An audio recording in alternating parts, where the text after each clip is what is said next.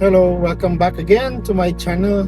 This is Doc Butch or Supremo MD. Thank you for following me. And if you are not yet a follower or a subscriber, please hit like, subscribe, and follow for more contents like this. Okay, did you know that 1 out of 4 Filipinos are suffering from mental health issues? May it be neurosis or psychosis, or behavioral, or anxiety, or depression. Most of the time, mental health issues are not addressed or diagnosed or managed because of stigma. Diba? Ano ba ang iniisip ng tao pag nagkonsulta ka ng psychiatrist or psychologist? They will stigmatize you and they would say that you are crazy. But I'm telling you guys that there is no health without mental health. That is why I am advocating for mental health. Remember, it's okay not to be okay sometimes. And if you are not okay, you have to be aware of that. Find means to cope. And if you feel the need of a professional help, talk to your doctors. I'm sure they will help you. The sad thing is that hindi lahat ng doctors or healthcare workers are trained to address mental health issues. And you will just be ignored. So we need more training for mental health practitioners. More of that. There should be awareness about mental health and how to manage mental health issues. Okay, so ang pag-uusapan natin ngayong umaga, dahil medyo matraffic at naisipan kong mag-lecture kumbaga, ay suicide. Sa mga pasyenteng hindi na address yung kanilang mental health issues, the worst thing that can happen is if they commit suicide. So what is suicide? Suicide is intentional killing of self. They feel like that's the only solution to what they are going through. It seems like it's the last resort. So they commit suicide as a way of escape.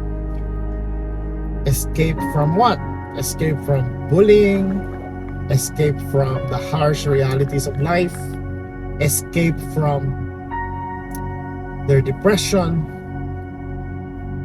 So they take that way, which is not a good way, by the way, because there is no reversibility about it. And once you commit suicide, the problem will stay the same. It will not solve the problem. Okay? So, warning sa mga nanonood ngayon, if you have these feelings of tendencies of or ideation about harming yourself or other people, please consult professional help. We can help you. May mga hotlines tayo. Down in the link below, you can see all the suicide hotlines all over the world. Okay, so the purpose of this discussion is for awareness and educational purposes only. This is not a substitute for an actual medical or psychiatric consultation. Okay, so let's begin. Let's begin by talking about the sad person scale, about those who are high risk for committing suicide. Okay. Number 1 is sa sex, no? Or gender. Between males and females, who is more high risk of committing suicide. Okay?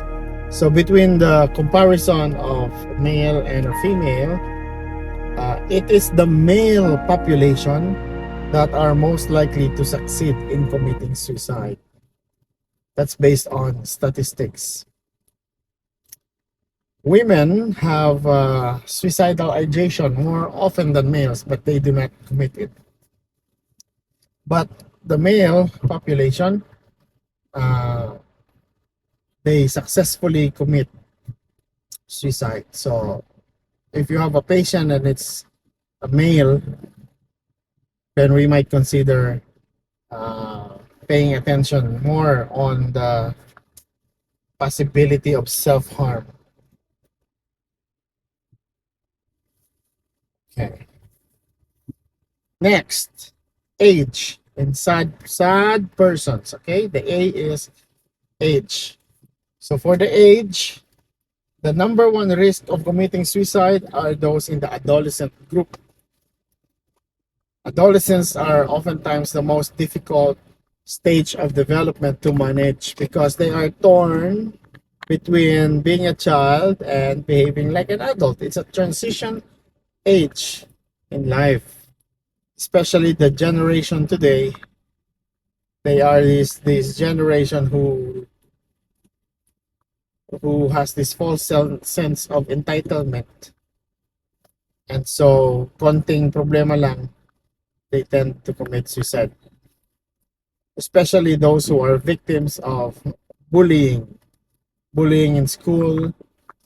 Yeah, so adolescent, number one age group that has the most or the highest success rate for suicide. And then followed by the midlife, due to midlife crisis, and the elderly as the least because of isolation. Okay, D, letter D in sad person scale. D is depression. So studies have shown that major depressive disorders, okay, have the predisposing factor, strong predisposing factor for suicide. Yeah, but remember, they commit the suicide during the recovery phase of depression, not during the onset of depression. Because if you are depressed, you are diagnosed with major depressive disorder, you do not have the energy to commit suicide. You have powerlessness, you have worthlessness, you have powerless, worthlessness, helplessness. Yeah. So they have the ideation of committing suicide, and if depression is already on the phase of recovery, like 2 to 4 weeks after the initial dose of your antidepressants, they regain back the energy, the power to execute the ideation, the plan. So remember that when you're taking care of a psychiatric patient or a mentally ill person or a severely depressed person, you watch out for suicide during the recovery phase of depression. So that's the D in sad person. Then we have letter P. P for previous attempt.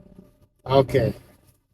So most suicide cases had previous attempts, but not all with previous attempt will successfully end of committing suicide. Simply because with proper coping techniques and processes, you know, if you attempted suicide before, this can be worked out and this can be converted into something productive. And so you wouldn't do it again. But statistics have shown that most successfully executed suicide attempt had at least one or more previous attempts.